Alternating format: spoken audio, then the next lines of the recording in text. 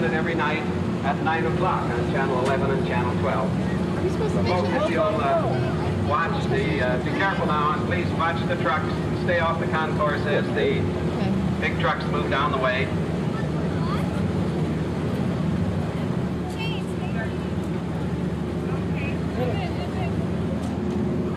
You're looking at the mobile unit, which is used for the coverage of the Iowa State Fair. And as you sit home and watch this coverage, it may look to you like we just sort of waltz in and do the thing and move on out. But that isn't true, right, Sarah? No, it takes a lot of work and a lot of people to do it. There are about 30 people involved in covering the state fair.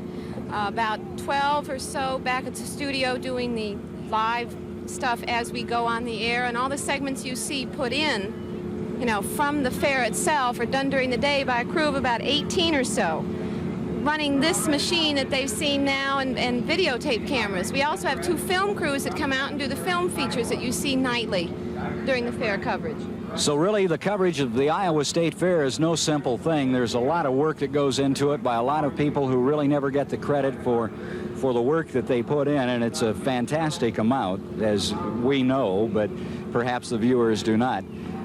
And the planning that goes into the coverage of the Iowa State Fair is something also. Oh yes, they start working on this about April, May. Early in the year, start blocking out, you know, what the fair is going to be about and what we can cover and where we can move in and everything. It's a big job. By the time you get a crew out here early in the morning, get set up to do one particular segment, and then have to move on to do another one, it's really a big chore. Yes, and they're long days. And oftentimes nights too, as you well know, coming out to cover some of the nighttime events at the fair. It's a lot of fun, though. It is. The Iowa State Fair is a super event, and despite all the hard work and the long hours that go into the work that is actually done out here, particularly by those that the people watching TV never get to see. Yeah, one thing that you feel good about is that a lot of people watch this who possibly cannot get out of their homes. I know a lot of older people enjoy our fair coverage, and you know, a lot of people can only be here one day out of the week. You know, they work or something, so you know, our coverage gives them some events that they would never get to see otherwise.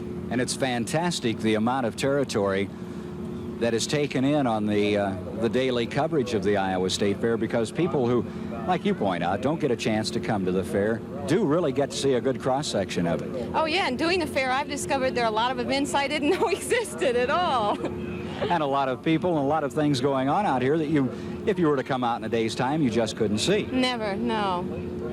Sarah, if we were to do this, you know, like almost every week, do you think that the crew, with all they have to go through, could stand up under it? I doubt it seriously. It takes about a week or two to recuperate when we're all done. But as we said, it's an awfully lot of fun. The Iowa State Fair is truly something. We have a chance to meet a lot of people out here who watch the shows. You've had experience with that already. Oh, yeah, yeah. And, you know, people out at the fairgrounds are really pretty cooperative, too. The people who run the various booths and the people who, you know, are in charge of getting us in and out of the places that we must get in and out of have done a great job. And we appreciate their help, as well as this great crew.